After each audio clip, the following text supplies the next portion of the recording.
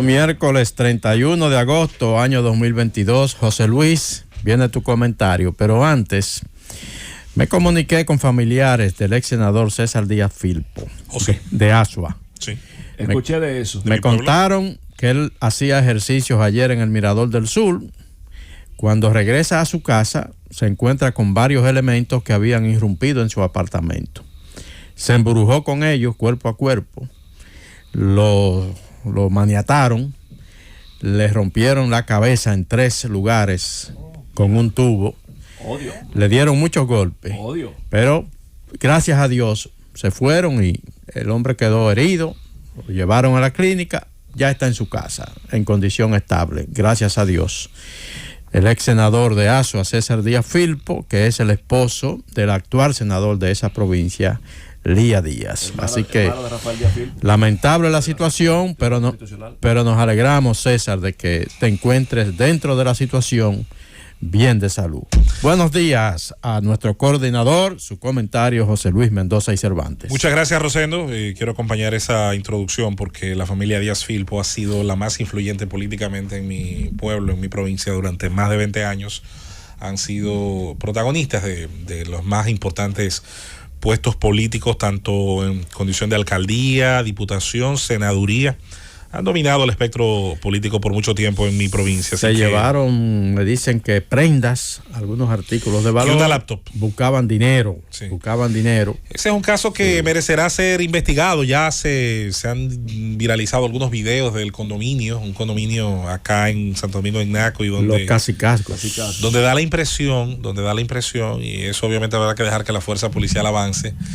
El concepto que los norteamericanos llaman el inside job, el trabajo con alguien dentro, donde alguien tiene que haber conocido algún aspecto del sistema de seguridad. Ahí no se fue a improvisar, a que esta puerta sí, esta no, par, impar. Ahí se fue sabiendo algo o alguien facilitando algo. Así que ojalá que esto se pueda investigar. Miren, señores, hoy es 31 de agosto. Antes de entrar al tema que vamos a tocar brevemente, hoy se cumplen 42 años del paso del huracán David por la República Dominicana. Un día como hoy de 1979, toda una generación de dominicanos conoció la fuerza de la naturaleza en su máxima expresión con un huracán de categoría 5, como fue David. Una gran parte de los dominicanos ya habían pasado unos 49 años del paso de San Zenón, desconocían la enorme capacidad de nuestros sistemas. Había dado un cambio extraordinario a la República Dominicana en materia de transformación material. La República Dominicana del 79 hay que decir que tenía mucho menos riqueza que la actual, tenía muchísimo menos capacidad infraestructural y tenía un desarrollo, hay que decirlo, bastante limitado cuando se le compara al que hoy tiene. De la misma manera que la República Dominicana del año 79 era otro país en comparación al de 1930. Porque esa es la dialéctica, ese es el cambio, el salto cuantitativo y cualitativo que da el ser humano a medida que avanzan los tiempos.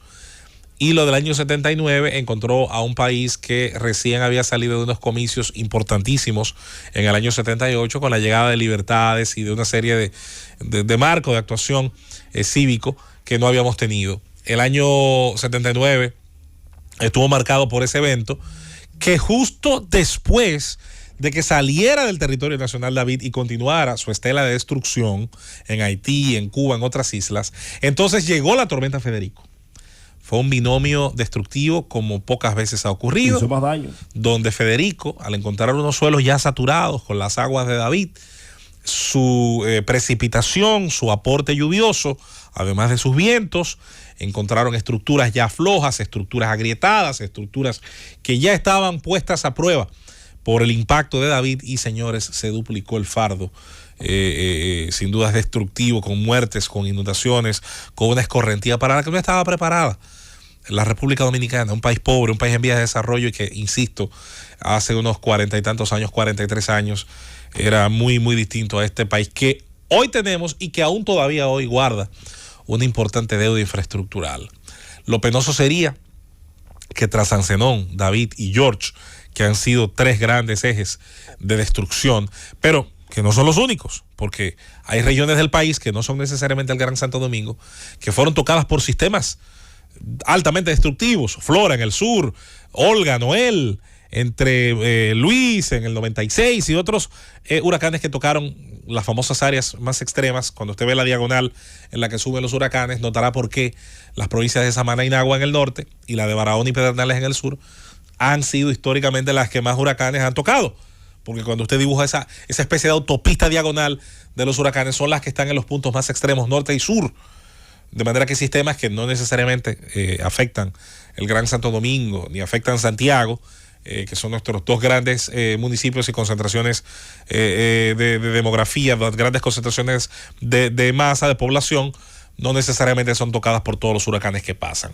Miren, señores, hoy dentro de los distintos temas no puedo dejar por lo menos de aportar un elemento, una opinión al tema tan discutido con respecto a lo que ha sido la variación de la medida de coerción, el cese de la medida de coerción que era prisión preventiva, hizo variación en el caso Antipulpo. Señores, yo sigo insistiendo en la necesidad de seguir educando a nuestro país en el código que tenemos. Las leyes no son solo para los abogados, aunque claro está, se precisa de ellos, como hicimos hoy con el doctor Valerio, como hacemos frecuentemente con los compañeros que como Susana, como Khalil, como Conde, el propio Nayib, tienen esa formación académica. Pero también es preciso recordar que la ley es para los ciudadanos.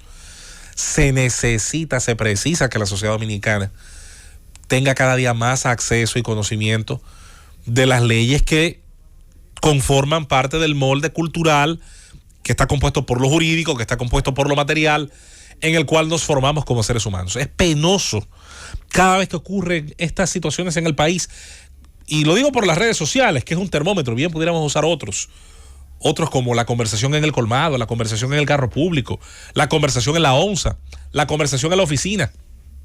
Pero pudiéramos utilizar perfectamente el intercambio en Twitter o en Facebook o en cualquier otra de las redes sociales, los comentarios en Instagram, para ver cómo la gente aquí desconoce la naturaleza de las medidas que se toman en la parte preliminar de un caso.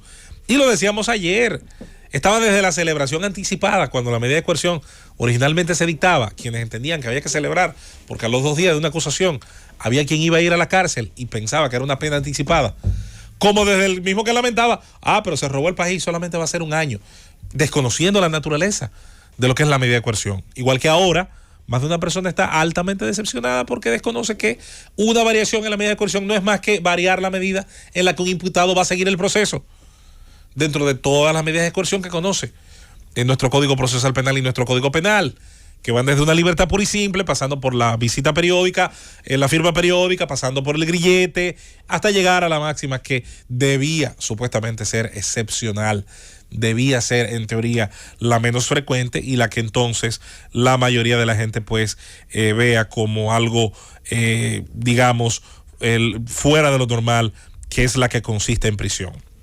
Yo me quiero referir en estos minutos que nos restan como tema principal, atención Rosendo, atención a todos los que hemos conocido el trabajo de la diáspora dominicana, y quiero usar esta referencia que voy a usar hoy como un elemento para que la gente no haga comparaciones injustas que a veces rozan lo tonto.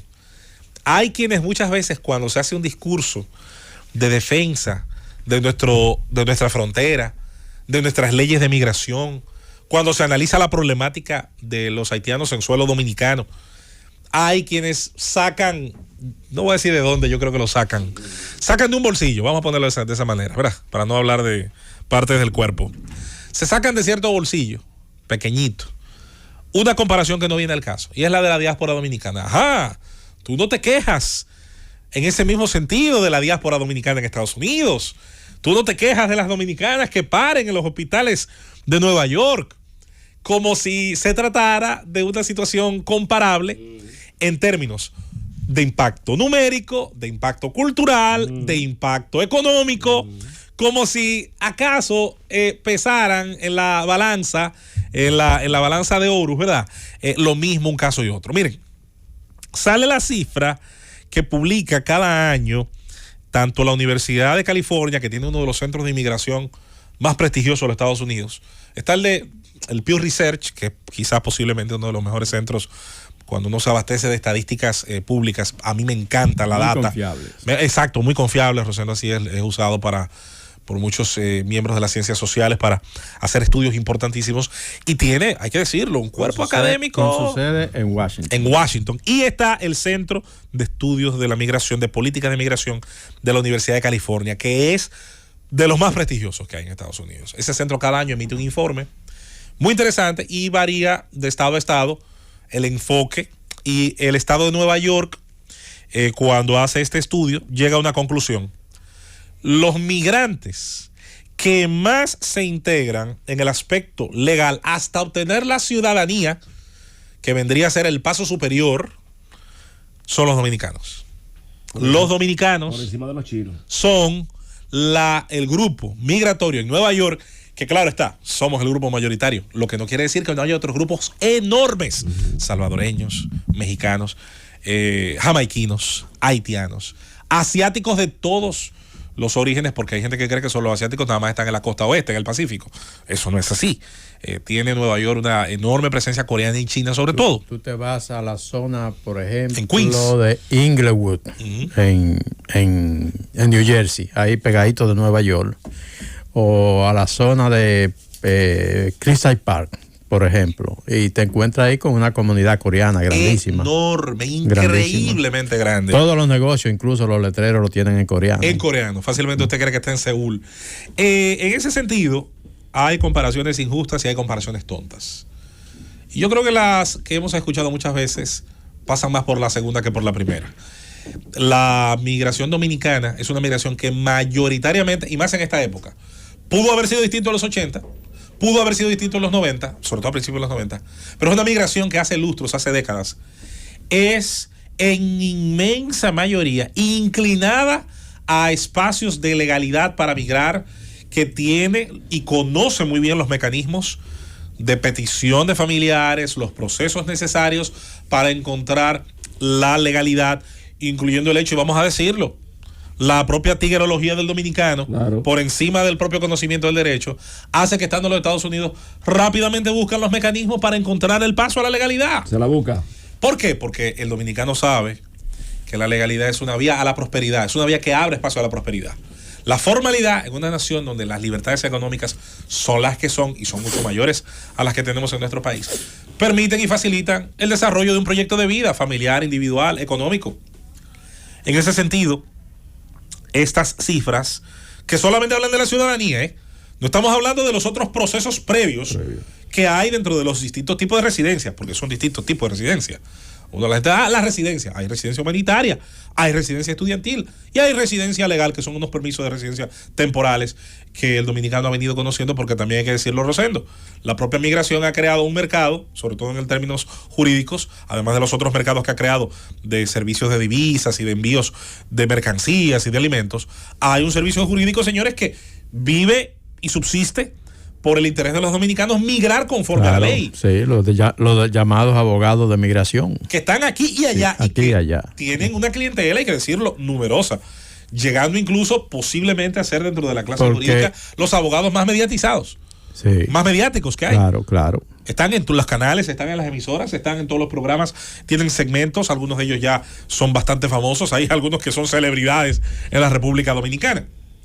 El comportamiento del migrante dominicano, hay que decirlo, que está alimentado también por un país que, aunque tiene sus fallas, las tiene graves y sabemos que tenemos que mejorarlas, también parten de un país, hay que decirlo, donde tenemos un sistema de registro civil funcional que tiene cosas que puede perfeccionarse, pero para mí ha sido la que más ha avanzado tal vez en 25, 26 años posiblemente del Estado Dominicano, y que conste que les habla pueblo dominicano, lo sabe, pues yo no juego en ese sentido, soy muy claro con mis cartas ideológicas, una persona que tiene una idea del Estado. Con eso tiene mucho que ver, José Luis, lo que es el definitivo afianzamiento del liderazgo de la comunidad dominicana. Esos trabajadores comunitarios dominicanos en Estados Unidos que han estado durante años orientando a la diáspora, orientando a nuestros dominicanos sobre cuáles son las vías, sobre todo para integrarse a una sociedad que los acepta y de la cual ellos tienen derecho a participar por las mejores vías pertinentes, y entonces los orientan, sobre todo para que hagan su residencia, para los mecanismos que hay. Ya si ya tienes la residencia, es bueno que te hagas ciudadano porque puedes votar, puedes trabajar en una oficina federal. Y eso, mucha gente lo hace de manera particular, pero por lo regular, eso tiene mucho que ver con el trabajo de esos activistas comunitarios. Definitivamente que han hecho un trabajo que es importante tomar en cuenta en ese sentido. Entonces, ¿cuál es la lección? ¿Cuál es una de las tantas enseñanzas que van dejando estas cifras? Bueno, primero, que los dominicanos son capaces, cuando entienden que el sistema funciona, a los dominicanos no hay que darle con mucho rodeo para que cumplan la ley. Esa mentira que a veces nosotros mismos nos repetimos, de que nosotros por naturaleza somos violadores de la ley, se comprueba falsa cuando vamos a un sistema funcional donde el Estado juega un rol, donde el sector privado juega un rol, donde la regulación es clara, es específica y puede aprender la gente que no necesariamente tiene los mayores niveles de escolaridad ni académicos. Yo he insistido muchas veces aquí, ya lo tengo como un mantra. Gente que llega a Nueva York sin leerse una sola ley es capaz de respetarlas todas. ¿Por qué? Porque en el efecto espejo, en el aprendizaje de lo que los demás hacen, observa que el cumplimiento de la norma por parte de la mayoría es gananciosa para todos. Y ahí no hay tigraje que valga, porque entonces el que la violenta sufrirá un sistema de consecuencias, un régimen de consecuencias que a todo el mundo le llega. Eso es lo primero. Somos, por lo tanto, un grupo humano que, como cualquier otro, en un sistema de libertades claras y de deberes bien específicos, somos tan o más cumplidores, fíjense, que otros grupos. Y que conste, los chinos que eran mencionados ahí en esa cifra son posiblemente, dentro de las minorías que se estudian en los Estados Unidos, la llamada minoría ideal. La llamada minoría ideal, ¿por qué? Porque suelen tener, en términos de estadísticas de salud social, algunas de las mejores calificaciones. Los asiáticos, como grupo general, chinos, japoneses, coreanos y otros grupos más, suelen ser de los grupos que más riqueza acumulan, más ahorro, más propiedad, que sus hijos van a las universidades y que en segunda y tercera generación mejor se integran al sistema estadounidense. Ahora, dentro de los grupos latinos, los dominicanos están sacando notas altas, sobre todo cuando se les compara con otros grupos que provienen de la misma América Latina. Y las universidades están llenas de estudiantes dominicanos, los cuales en segunda y tercera generación van a tener, tanto por su preparación académica como por su conocimiento del sistema, van a sacarle más provecho a las reglas de juego porque las conocen. La diáspora dominicana ciertamente da lecciones, no solo con las remesas, que son importantes, pero no nos limitemos a ver solo las remesas de manera directa como la única manera de ver y de medir el éxito de esa diáspora. Veamos en su integración a un país del primer mundo, a una normativa que es bastante extensa, porque Estados Unidos tiene legislación estatal, legislación federal, legislación municipal. Y con esas reglas de juego los dominicanos echan para adelante, progresan, generan riqueza, pagan altísimos costos de vida. Vivir en Nueva York no es barato. Es barata la comida y la ropa, pero es altísimamente cara la renta. Se pagan impuestos que son relativamente altos dentro de la nación norteamericana. Se vive en un clima, hay que decirlo, de una competencia terrible en términos laborales. Es una nación donde nadie espera a nadie. Y la diáspora está demostrando que el día en que nuestra nación, en nuestro suelo, nosotros le demos a ese mismo recurso humano las mismas condiciones con un sistema que funcione, entonces los resultados serán igual de exitosos sin la necesidad de irse a 3.000, 4.000 kilómetros del suelo nativo, y tendremos lo mejor de los resultados de ese recurso humano en nuestros 48.000 kilómetros de territorio. Llévatelo, Cundo.